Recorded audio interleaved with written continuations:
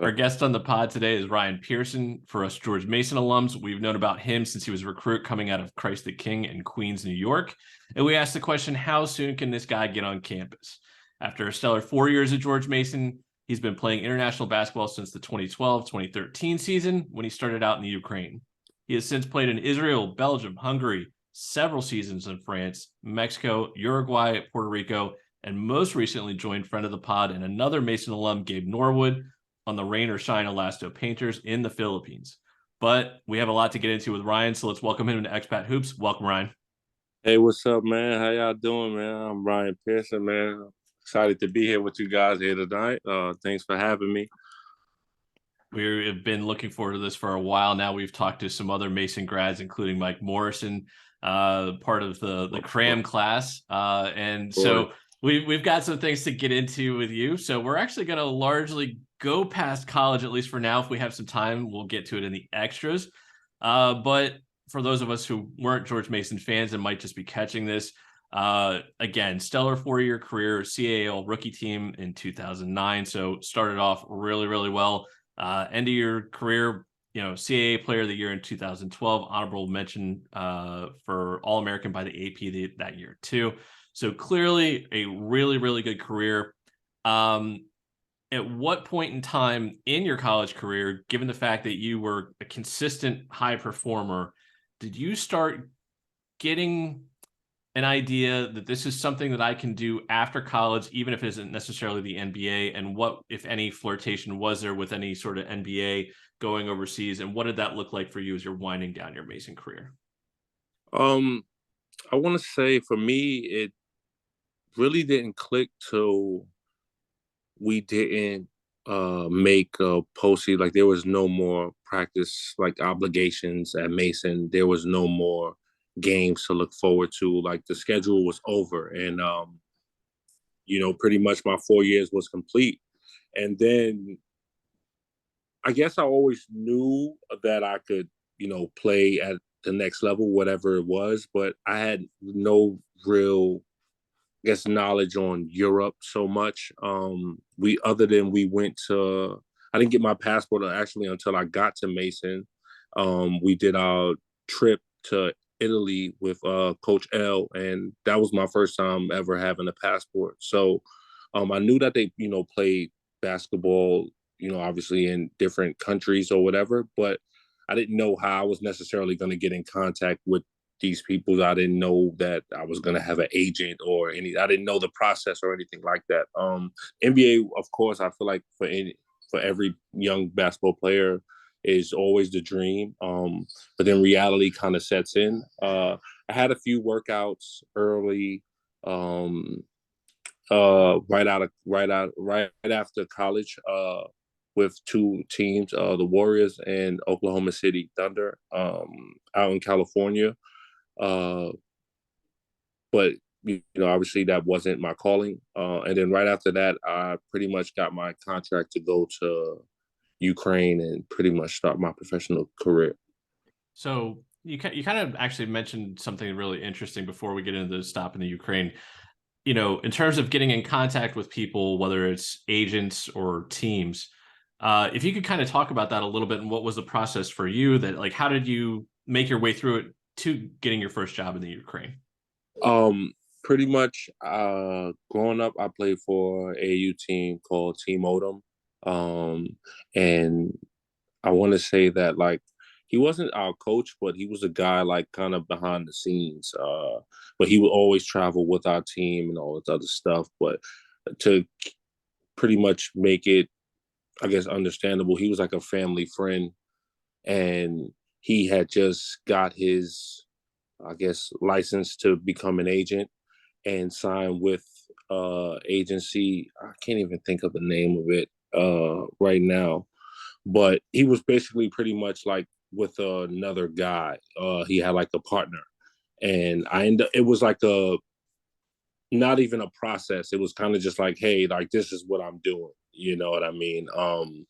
He was a family friend. He was going to take care of me, and I didn't really know much about, like I said, as far as getting in contact with, or how were they even going to see my game, or how were they going to see me play, or whatever. And that was pretty much supposed to be handled for me.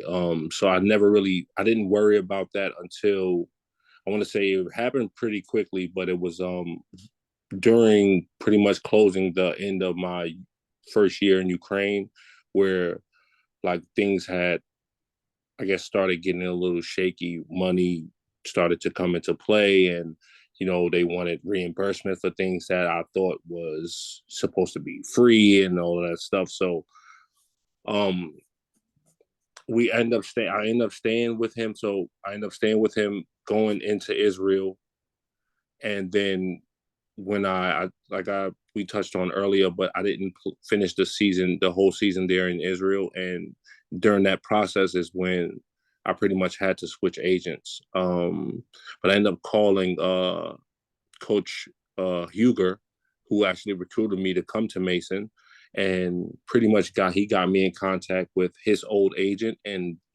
that's like how I pretty much got the job in Belgium and things like that.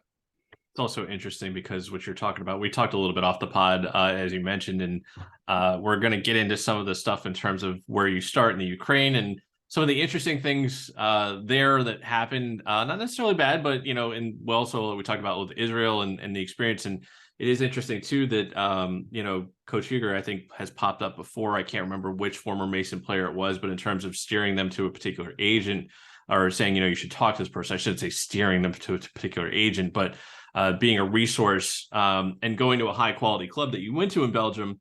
It's interesting to see kind of the difference between the agents that you might have. And again, you've also hit on another thing, a couple minutes into our pod here that happens regularly. People change agents, things evolve. So before we kind of get into that, and that's obviously, like you said, in terms of, where you're starting out and, maybe calling them rookie mistakes, let's start out with there. Start out in Ukraine. Off the pod, we were kind of talking a little bit and saying that it was overall a good spot for you for a first job, but it was a little interesting in terms of they paid you in cash. Yeah. So take us through the first job that you had in the Ukraine, the pros, the cons, and what it was like getting acclimated not only to living in a foreign country, because like you said, you didn't have a passport before you went to Mason, that you did go for the Italy trip. But this is your first time living abroad, and you're now a professional, like literal professional. So what was that first season in the Ukraine like, and what were some of the unusual things that happened? Pretty much.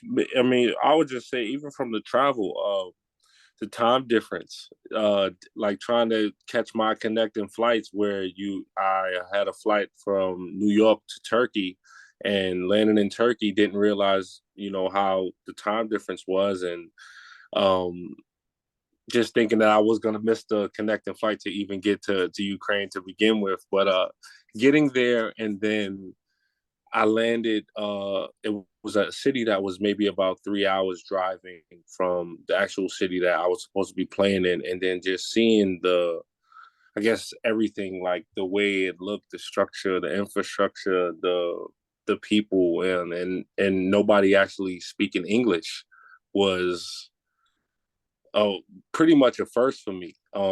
There was like a translator. I thank God for her. Her name was Oksana. I mean, I thank God for her every day. We kind of helped her because we had also 6 other Americans on our team. I was just the only rookie. Actually, me and Kent Bazemore was supposed to be on the same team, but he ended up obviously making the final roster cuts for the NBA, so he didn't come. But we were actually supposed to be on the same team. But I just want to say, like in the beginning, I got there pretty much they did have a summertime. I got there early in August, and going through my first preseason as a pro was really, really tough. But I had a lot of guys who were just kind of just always, just giving me that extra push, and, just trying to help me get through, and, just kind of taking me under the wing, and, showing me the way in a sense. There was a guy on the team from New York who I knew from back home. He's a little bit older, but he played 4 years point guard at St. John's. His name was Eugene Lawrence. And he was kind of like the guy that would kind of just talk me through when I was having rough days and things like that. Uh, Ukraine was an interesting place.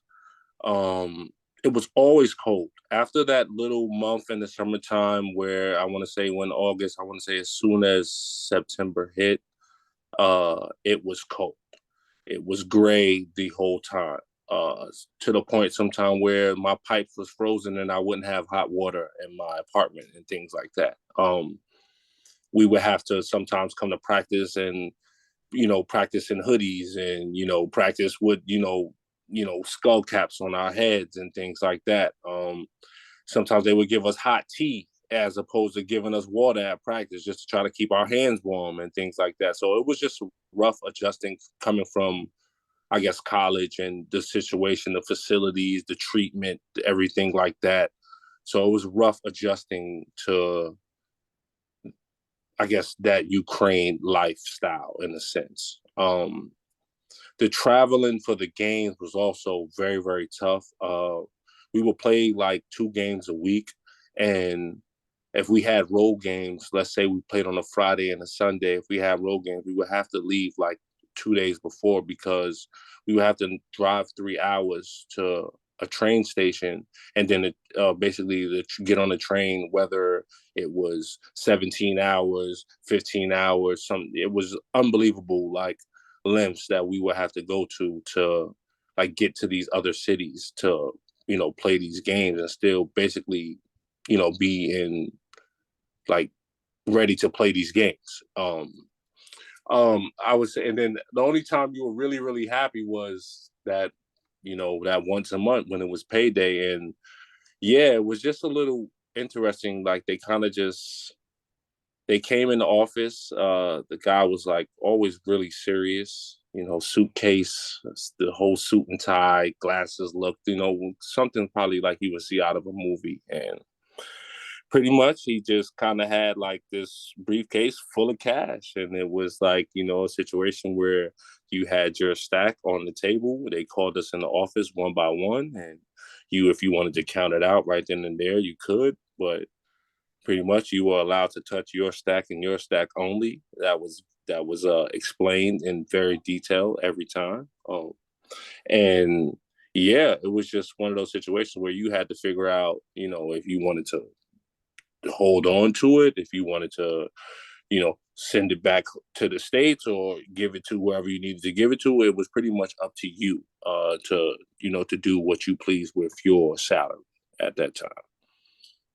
So,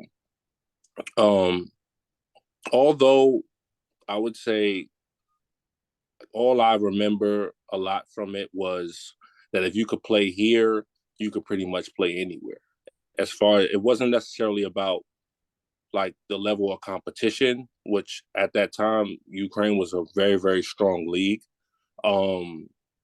But it was more so about like living and the traveling and the people not speaking English. And as far as like living in Eastern Europe and, coming from big cities like New York, if you can pretty much make it here, you can do this European thing. Had a good first season in Ukraine. Like you said, you were able to establish yourself. You're able to weather kind of getting used to, playing overseas, being in a foreign country. You made your money. And as we were talking off the pod, you're fortunate to have never had a payment issue while you've been a professional so far. So knock on wood, that continues. So it's an interesting start to your career. It's a decent league. And you get to Israel for your second season. And it's not necessarily for a complete season, but take us through what Israel was like for you at that particular time and, what led you eventually to get to Belgium. Israel for me was more about like not only just the basketball side of it, but the off the court too. Also feeling good and I guess having some sort of like resemblance to home. I've heard so many things about it prior to going that it was one of those situations. If I had the opportunity to play in the league, I had to take it. The opportunity presented itself with Maccabi Ashdod, and I was just like, yeah, like it's a go. And yeah, man, it's amazing. It's just like that beachy vibe, palm trees, good weather, just good energy, good food. Everybody speaks English. It's just very, very welcoming place. Um, and the league is very, very strong. They have a lot of dudes, ex NBA players, guys who come from that league and go to the NBA. So even NBA coach David Blatt was a coach at the time when I was playing in Israel. So there was a lot of, I guess, attraction to it, and I was really hoping to go there and pretty much do what I did in Ukraine and establish myself, like how I did in year one, and just try to just continue to ride the wave. But I want to say that the situation for me there wasn't the same. I didn't know the rules. Uh, this is when I found out about different countries having different rules. In Ukraine, it wasn't no rule about how many imports or foreigners you can have on the court at one time, whereas in Israel, you can only have uh, three, I think, and you got to keep two Israelis on the court at all times. So we had two pretty much foreigners, myself and another player who played the same position. So we pretty much was splitting minutes. Sometimes it was him, sometimes it was me. It was never really much, I guess, consistent where I can establish a rhythm or establish myself as a player. And on top of that, the team wasn't doing very well. We wasn't like at all producing wins. So that's another thing. When you're not winning, pretty much you gotta, as a foreigner, the blame always falls on you. So you're not only are you worrying about playing well and winning games, you're kind of looking over your shoulder to make sure that your job is safe.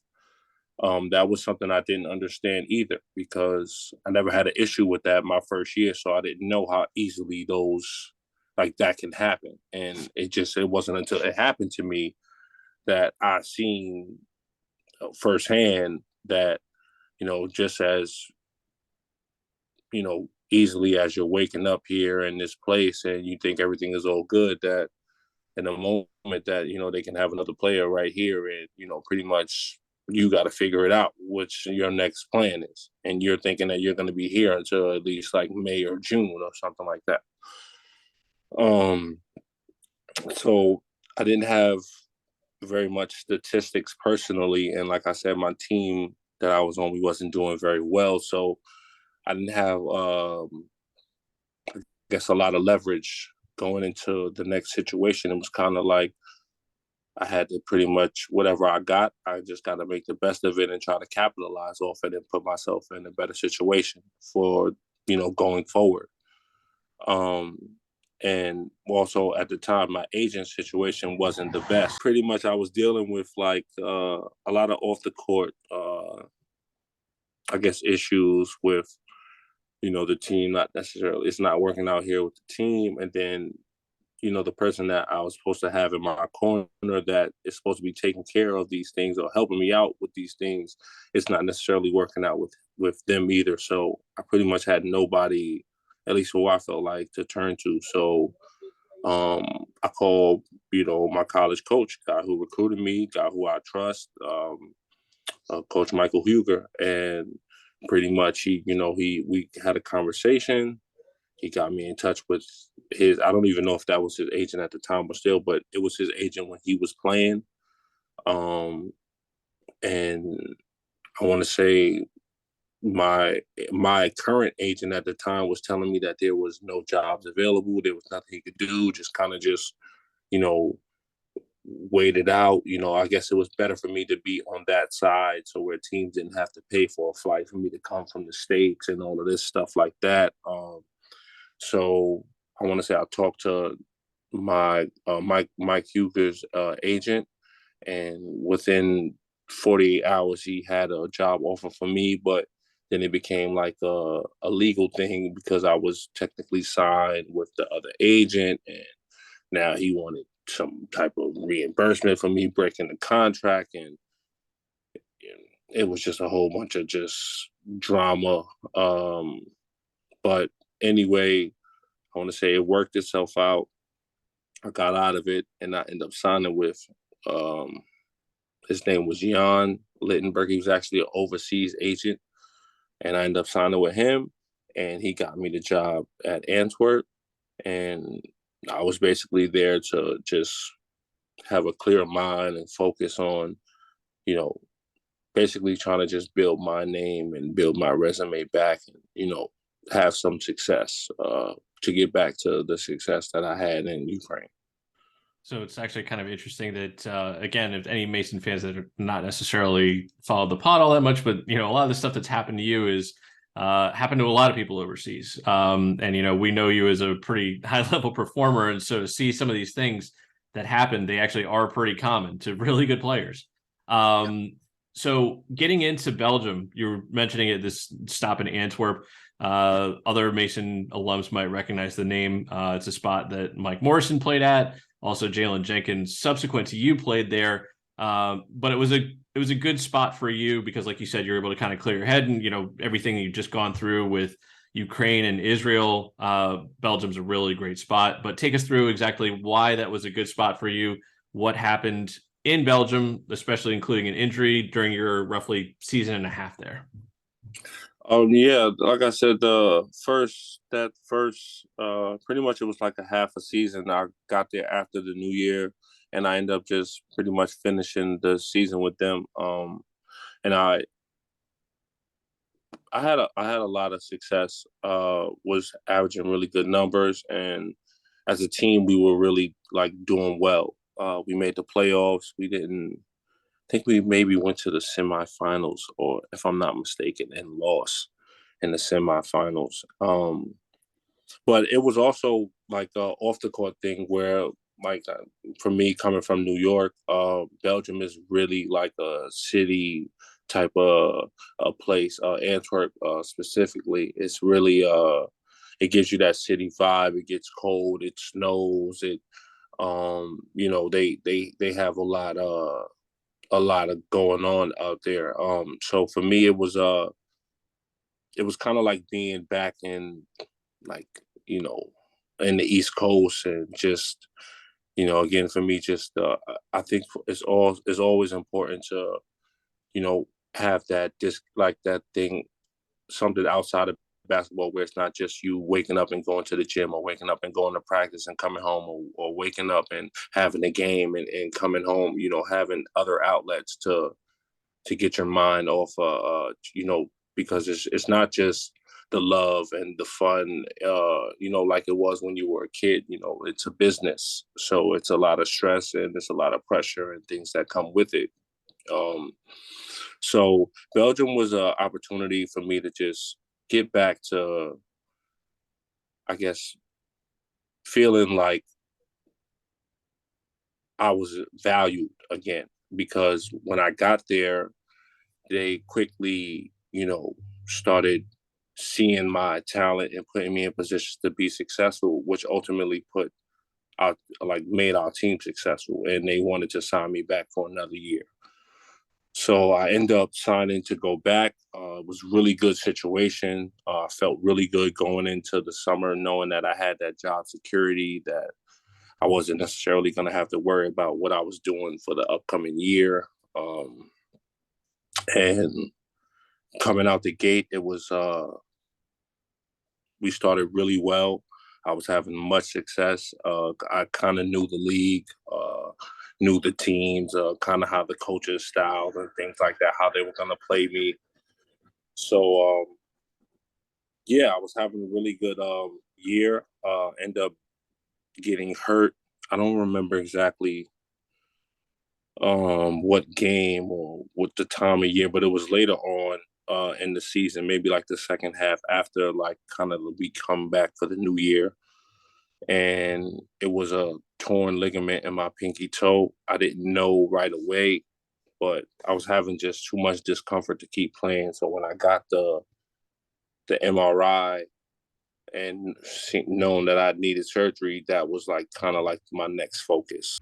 Thanks to SeatGeek for sponsoring Expat Hoops. We recently became a brand ambassador for them. SeatGeek is a ticket app that takes the confusion out of buying tickets.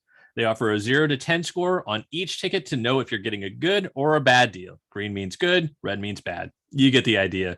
It's a really easy way to get tickets to events. Plus, our viewers get $20 off their first ticket purchase with the Expat Hoops code. Click the link in the description to download the app. Remember the code Expat Hoops, EXPATHOOPS, all one word, to save yourself $20 off your first ticket purchase with SeatGeek. Pretty much, I had a injury in Antwerp on. It wasn't. I guess right away I didn't know exactly what it was. And nothing was broken. So when I got an X-ray, it didn't show anything. So I was still playing and stuff, but then the pain just kind of became unbearable over time, and I ended up getting an MRI maybe like a month after, and it showed that I had torn ligaments in my foot, and then basically I needed surgery, whether it was now or towards the end of the season, and I elected for myself to get the surgery before the season had ended, and pretty much our team started not doing as well, and we started going on a decline. And then I wasn't able to necessarily come back before the season was over, like I had planned on. Rehab took a little bit more time, and then pretty much going into that summer, I was still rehabbing, and then finally got healthy, but it kind of set me back as far as getting a job going into the next year in Europe. And I was home for maybe the first couple weeks of the season, and that's when I end up going to Hungary. I end up signing on. I think something had happened where they wasn't happy with the foreman that they had. And also, I actually switched agents from the agent that I got with Coach Huger, because a lot of the times in the situations you have, I guess, certain agents who don't have all the connections, where they, just simply don't have the power or the reach to get you in certain markets or certain countries and things like that. So I think that the agent that it wasn't no knock to him. It's just that he didn't have the connections that I needed. So over that, pretty much that summer, I ended up signing with another agent. And that's how I was able, I want to say, normally the seasons you go preseason, maybe like into August. I didn't leave out that year to maybe around November. And that's when I end up going to Hungary. It's really interesting. Off the pod, we talked a little bit about how you kind of took a little bit of a pay cut when you went to Hungary and had a good season. Certainly can get into that, but interesting to hear. Was that something that, again, you said certain agents didn't have reach? Was there a certain area of the world that you were looking to go to, whether you just wanted to play there, whether it was, to see that section of the world or play in that league in terms of managing your career? But what was the kind of the choice that you were making at that point when you decided to part ways with the agent who did a good job in terms of got you, like you said, got you to where you needed to be in terms of a good spot, but just wasn't the right fit? I would say ultimately, in Belgium, I guess, at least for at that time, there wasn't, at like the amount of like money I was making, I wasn't going to make any more unless I was on. Olsten is like one of probably the biggest budget team out there to this date, even still. But unless I was on Olsten, I wasn't going to make any more money. Antwerp couldn't necessarily offer me more than what they were already giving me at my position. So it became a financial thing, whereas like, okay, I love it here, but this isn't necessarily enough financially to take care of my responsibilities. So it came to basically a decision whether or not we can find another job in a different maybe country, or maybe a step up or something like that, just because of the resume I had built in Antwerp prior, and nothing was coming. And it was just one of those situations, just kind of like what had happened in Israel, where um, I think, I honestly don't even remember how we even got in contact, but I think he probably, like, a lot of guys reach out to you on Facebook and Instagram and things of that nature. And um, I want to say that he had somebody already that I had knew. And I talked to that player, and then basically got in contact with the agent that I'm still currently with now, with Inception Sports. His name is Chet Irvin. And pretty much he, was like, he gave it to me straight and was just like, hey, I'm not going to tell you that I'm going to get you the highest paying, job and the best league and the best situation. But, with your resume and what you've done so far, you know what I mean? Obviously you got the injury. So we kind of got to use a league in a sense as like a stepping stone. You go there and you perform, and then the next year we can, work with, something, long as you're healthy, the numbers are good, that you guys win, because that's very important. And basically he's gonna do everything he can to get me in the best position. So that's what was the determining decision to leave the agent that I was with currently, to go with the agent that I am still currently with now in my career. And so you talk about a stepping stone. First of all, this has been a common theme in the podcast. I brought this up a lot, that professional sports is still a job, and you had considerations, professional considerations outside of stuff on the court, that sent you in a direction. And that direction was a very common landing spot for people on our podcast, Hungary. Yeah. So you had to take a little bit of a pay cut, but your team did pretty well. You finished second that year, and you said you enjoyed the league. Tell us about your time there. It was, for me, I didn't know anything about Hungary prior to me getting there. The actual city that I was in wasn't very much to necessarily, wasn't a lot very going on. But I was actually like 30 minutes away from Budapest, and Budapest is it's a really nice city. I don't know, you've gotten a chance, or if people even know about it, but it's just so much going on. It's so lively, it's so diverse, and it just has pretty much everything, things to do, all the time, pretty much, nightlife and things of that nature, good food, and also that being out there, it was very cheap because of the currency.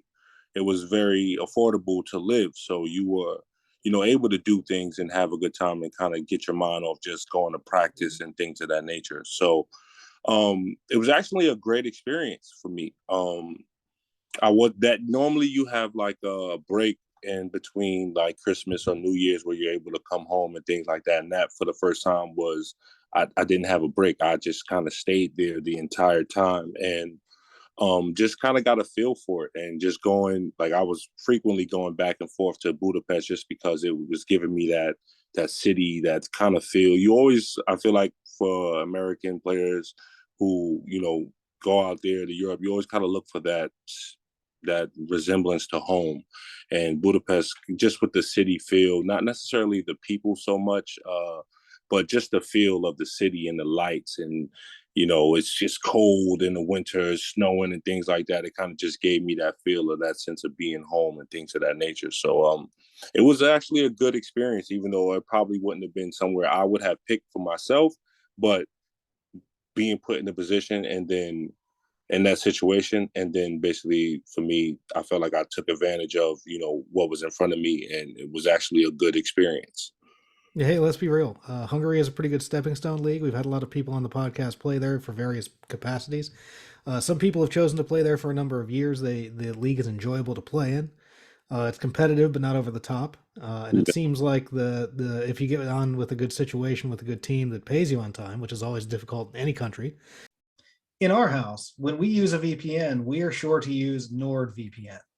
NordVPN secures up to 6 devices and is compatible with Windows, Mac OS, Linux, Android, iOS, and even your Wi-Fi router. Plus, it's no risk to your wallet. Head over to their website for pricing or contact customer support 24/7. And remember, your purchase is always safe with Nord's 30-day money-back guarantee. Click the link in the video description to use our code and make sure you're secure with NordVPN. So Hungary, as I was saying, it's a league that's a common landing spot. As you were describing it, it's a league where it's competitive and people seem to enjoy their play there. We've had some guests that have stayed a number of years there. We've had some guests that have used it as a stepping stone league as you have. So there's a lot of differing opinions, but most people seem to have generally enjoyed their time there. Yeah, I mean, like I said, I would say like to go with the league.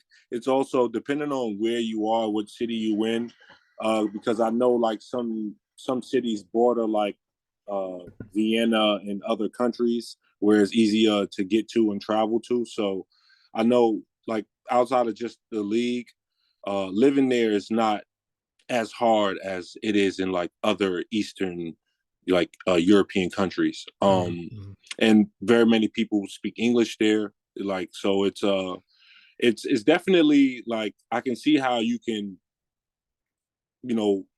play there and say, hey, I can come back here and do it again. And, all of a sudden now you just get stuck there because you kind of get the feel of it. You get comfortable and you know how everything is going there. And like you said, if you're in a good situation where your team is paying you on time, a lot of guys are content with that. But for me, it was just like, I knew that this wasn't necessarily the level that I needed to be at. Like, this was like, okay, go ahead, do what you need to do, and then get out. You know what I mean? In a sense. Well, it seems to have worked out for you. We are coming up a portion of your career that 3 seasons in France. One of our friends of the pod, Jordan Watson, longtime veteran, was one of your teammates during one of those seasons. Texted us when we told him that we were sitting down with you, and he said, still best finisher around the rim I've ever played with. You two played in Le Mans. But tell us about your getting to France and your 3 seasons there, and kind of compare and contrast a little bit with the clubs that you were on. For me, it kind of just came out of the blue. I didn't necessarily know that France was going to be, I guess, my landing spot after Hungary. But when the team came, Le Mans was actually the team who kind of got me started. That was my first year out there. And then basically, yeah, pretty much me and Jordan were on that team together. And we had, on paper, I think we had a decent team. France for me was a eye opener in a sense. I really had to, I guess, use my brain. I wasn't the fastest, guy, the most athletic guy, and that league is up and down, fast paced. Guys are athletic, so it was more about just me using my wit and using, my IQ and all, basically to, I guess, to be effective out there on the court. But yeah, when it presented itself, I remember playing against Le Mans, and when I was with Antwerp, we had played in like the second league. We have, at the time, it was called Euro Challenge. I don't think that's necessarily around right now. They got so many like different European leagues where you can play, with the league that you're playing in with your country, and then sometimes you're able to play in other leagues. So we were playing in Euro Challenge at that time, and we actually played against Le Mans. We had them in our group, so we played like a home and away against them. So I was familiar with them, but not so much the French league as an entirety. So it wasn't until I got there and I started to, see, okay, the level of competition is here. Then you started seeing a lot of guys getting drafted out of France around that time. I think that year was Frank Ntilikina. He was a lottery pick for the Knicks at that year. They had a lot of guys who were like G League players and guys who had like two-way deals and things of that nature. But yeah, Le Mans was one of those cities that was just kind of like, I would say it was kind of like for, if you were like a married, with your family, it was kind of one of those older cities where, it was nice to take walks and see the older buildings, and they had a lot of nature and things of that nature. And it wasn't, I guess, necessarily for my age group at that time, if you want to say. But they had a really good, like the league was at that time, top 5 in Europe. So it was, if you were there, it was a good spot to be in if you were able to be successful. That's was like a league that you wanted to go back to.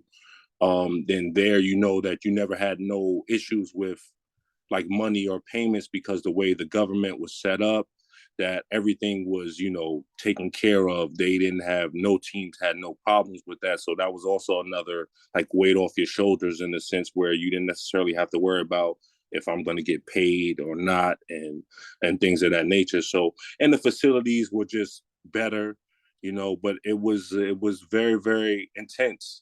Practices was very intense. We had a lot of practices. Sometimes we practiced more than we played actual games.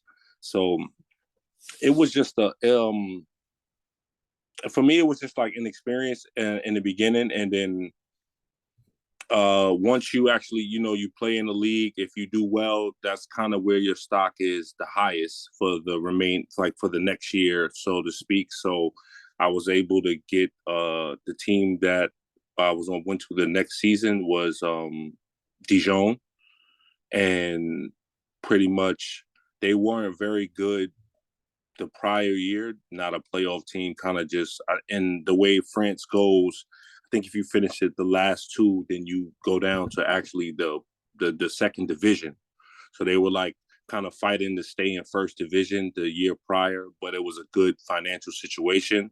And it was one of those where, that a lot of the grit was going to fall on you, because that they wasn't very good prior to the year, so it wasn't a lot to expect it. But we actually made the playoffs that next year, so it was like a huge turnaround. There was also a lot of success there, so we it was a really good situation. I ended up signing to go back there again to play another year, and again the same thing, a great success. We went to the semifinals in France, which was like huge for that club. I think that year we had won the most games in like the club history. So it was like we had a lot of success that year. And I was going to go back again for a third year, but again, I just feel like pretty much with every situation, the numbers play, kind of is like the end all be all. And it just wasn't a smart move to go back. And I ended up going to a team that was in the second division but won it, and they moved up. And it was Bolazac. That was like the team, the city in France I went to. That was the year that COVID happened, that pretty much we kind of played like that first half, and it wasn't necessarily on paper one of those situations where we should have been really good, but we didn't necessarily put it together on the court. And it kind of, a good situation turned really bad, just because when you're not winning, nobody's getting along. And, obviously the stress of, whether or not, the job security. So there were a lot of factors going into it off the court that didn't necessarily make that the most pleasant situation to be in. And just kind of made me think like, I should have just went back to Dijon. And then I ended up getting hurt. And one of those situations again where nothing was broken, got an x-ray, was fine, and ended up getting an MRI a couple more weeks down the line, and then showing that I had a piece of cartilage broken off in my knee that was kind of blocking my joints and stopping my leg from bending and getting me the full like flex and straightening. So I ended up having to get surgery again. And then I was pretty much rehabbing. I was sent to like a facility out there in France doing my rehab. I was trying to make a comeback before the season had ended. and then COVID happened. Oh man, yeah. Everybody, a lot of people that have played at this point were, entering 2023. So not everybody that has been on the pod has a COVID story, but most of the people that have come on the pod have a story like that. So you were hurt, you had COVID. What came after France for you? So you tried to recover, you tried to come back, and then trying to figure out what's next during a pandemic. Well, yeah, pretty much. Honestly, I after that happened, I was already having the feeling of just not wanting to necessarily. It wasn't about not necessarily wanting to play basketball, but just not wanting to be so far and have to deal with so much, stress and things that wasn't. I felt like a basketball player shouldn't necessarily have to deal with, being far from my family, my children, and all of that stuff. Um, so I kind of wasn't necessarily wanting to go back to Europe uh, as a whole. And obviously, if the opportunity had presented itself, I probably would have went back. But I was pretty much rehabbing uh, during that first stint of COVID, and I was out for I didn't play for maybe a year and a half, and then I want to say the opportunity in Mexico presented itself, and I was always steered away from like Latin American countries and things of that nature, just because of you hear all the stories about the money issues and how the league isn't respected because the level of competition and all that stuff. And when you go here, teams in Europe don't really respect what these guys do in other leagues. So I was always steered away. But for me, it was more about like feeling good again. And being that I was out for a year and a half, I not only wanted to play like quality basketball, but I also wanted to be in a place where I know that I would be comfortable. For me, it wasn't like being far away from the family. Mexico wasn't a far flight. It was pretty much the same time zone, maybe a 2-hour difference. So that's where my career kind of shifted from Europe and started to be in like different Latin American countries. And so your experience in Mexico, as far as playing is concerned, what was that like in the league for you? There was some adjusting. I would say definitely adjusting to the way that they called the league. It wasn't nothing to what I was used to. But in Mexico, you have a lot of guys who they have a lot of imports out there, and you kind of run into guys where you ask yourself like, oh, I wonder, where this guy went. And then you see a guy who's down here and is like he's been down in Mexico for the past 5 years and he loves it. And you just hear, you kind of ask them like, the feeling on what they got from being here and why, guys who didn't necessarily want to go back to Europe, who played in Europe for a lot of their career. And for me, it was just, I respected the league. I always go into it with, I don't think that I'm, necessarily better than anybody as far as like what the team is trying to do or what a league is trying to do. So I went into it, ready to play hard. But the guys, for me, it's like, again, not the most talented league, but guys play hard, and that's one thing that you always have to like respect if guys is just gonna go out there and play hard. And I think just like in every other league, you got some guys who play dirty and, some guys who you probably would punch in the face if you wanted to see, if you seen them, outside the court and things of that nature. But it was a good, for me, it was a good feel good league to like also go out there and get back on the court and get that value and get that sense of like, the value of yourself again. And, just kind of feel good about your game again. That was pretty much my goal there. And I actually enjoyed it. It was something different. Like normally the leagues in Europe are 9-10 months long, depending on if you make the playoffs or not with your team. These were like, it was like a short tournament. It was like the 3-month season. So it was like a lot of games compact into a short span of time. So it felt like you were just like always playing. One of the things I think that was interesting when we were talking off the pod was not only, like you said, a lot of the differences that you had with Mexico, but in terms of the non-Europe portion of your career, where it really is a little bit eye-opening about how some of these leagues that you might have been steered away from are either not that bad or even far exceed your expectations of what you were told.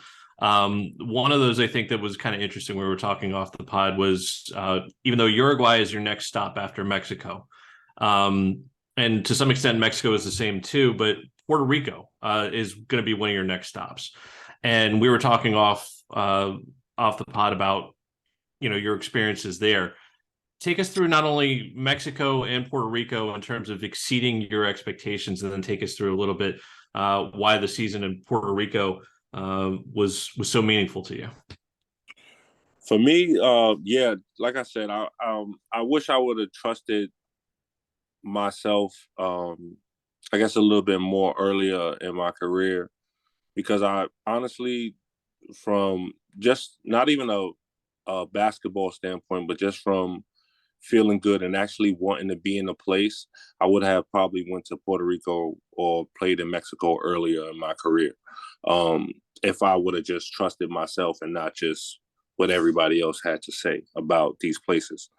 But yeah, the pretty much that season there was in Mexico was the team that I was on, Leon, Brejas Leon. They notoriously aren't like a very good team. Had a new coach. It was his first year, so we were all kind of like learning together. It was my first year in the league. He's actually the youngest coach I ever played for. We're the same age. He's 30. Well, he's 33 right now, but he was 32 years old at the time. So it was one of those situations where I felt like it was an experiment, for everybody that was involved. But we had a pretty decent team, a couple guys who actually played in different places in Europe, so who had the understanding of, concepts in basketball and things of that nature. So I think that kind of also played into it. Obviously, when winning and you having success, it also kind of gives that extra feel good. And then, yeah, I briefly went to Uruguay. For me, that just wasn't a spot where I felt like I was going to have any benefit in. So I only stayed there for, I think, a month, and I just was like, hey, like, this is just not working. And, we kind of just parted ways. And then the situation in Puerto Rico presented itself. It was a situation where I had to get a certain paperwork and basically to prove my Puerto Rican descent. Got all of that approved. It was actually like the draft situation where, I was pretty much watching it. And didn't understand anything because it was all in Spanish, but I was pretty much watching the draft on Facebook Live, and, the team called my name. Didn't know what team I was going to, didn't know anything about it, but my agent has like a guy who he worked with previously with different players before, and he's very familiar with the Puerto Rican League. So he kind of was like my liaison and was the guy who was like giving me the rundown on like the situation I was just basically about to encounter. So yeah, it was pretty much the team was normally has championship aspirations every year. They always finish, one top 2 or 3 in the league. The coach of the team is also the Puerto Rican national team coach. So I think the year before last year, I think they lost in the semifinals, and the year before that they had won the championship. So this past season was like, it was championship or nothing kind of, mindset. So it basically I kind of just welcomed the situation with open arms. And yeah, it was just like, for me, it was just being at home. It was just like a hot New York. It was just, everybody kind of just reminded me of just being up in the Bronx and just hanging out on a summer day. It just was like, it was an amazing feeling. And it was just less stress. It wasn't a situation where we were practicing for, twice a day, got to go at 10 a.m. in the morning and then come back at 4 p.m. in the afternoon. We were practicing one time, getting our work that we needed done. We had, extra coaches if you needed to get extra shots up. We had skilled coaches. It was just like the whole deal. It was like what professional basketball, in my mind, what I thought it would look like. Whereas I was in all of these different European countries, and I had sometimes, if I needed tape, I had to tape my own ankles. So it was just a completely different situation, professionalism, the way things were handled. We had food at practice. Like they made sure we, anything we needed, they just kind of made sure that we didn't have to worry about anything but playing basketball. And for a professional, I think that's like the greatest thing that you can ask for. You know what I mean? Where you just, that there's no other worries other than you just got to come and do what you're paid to do. And if you love it, it should never be a problem. You should want to be in the gym and working on your game and wanting to get better and wanting to win championships and things of that nature. So you can propel yourself not only for your career, financially, things of that nature. So it was just a great situation. So I was very excited. And then for it to go the way it did, actually winning the championship and it being my first professional championship of my career, it was just one of those feelings like you really, really can't put into words. It was just like a moment thing. So it had me very open to, I'm chasing this feeling again. I obviously want to come back and wish hopefully could repeat, don't want anything less. So, I'm actually deciding whether or not, because I was trying to see pretty much after that was actually had another surgery, and it was very minor though, nothing that kind of kept me out for hinder me from playing. But it was pretty much after the season in Puerto Rico, after we won the championship, I ended up having surgery where I was supposed to actually go back to the team that I had played for previously in Mexico. I had signed a contract to go back to them. And that team ended up winning the championship this year in Mexico. So it was, I ended up not going though, because I had to recover from the surgery. And that's when Gabe hit me up and pretty much asked me what I was up to. And that's how I got out to the Philippines. And then you became an Elasto painter, correct? Exactly. Yep, exactly. The Rain or Shine Elasto Painters, for those of you who watched the episode with another former Mason standout, Gabe Norwood. The two of you played together in the Philippines for what, about a season? Not even the season. Not even a season. I was only there for a month. So I caught the end. I think it was maybe 3 games or 4 games in the regular season. And then we actually end up making the playoffs. So we had another 1 game, and then we end up losing in the first round. And then that was pretty much that. But I was out there for all of that took kind of maybe 5 weeks in time span. Well, you got to spend 5 weeks playing with the Michael Jordan of the Philippines. So, oh, yeah. Everywhere we went out to eat, it was, oh, Gabe, can I take a picture? If we walked to some sneaker stores. It was, everybody knows who Gabe Norwood is in Manila, Philippines. That's 100% a fact. Impressive.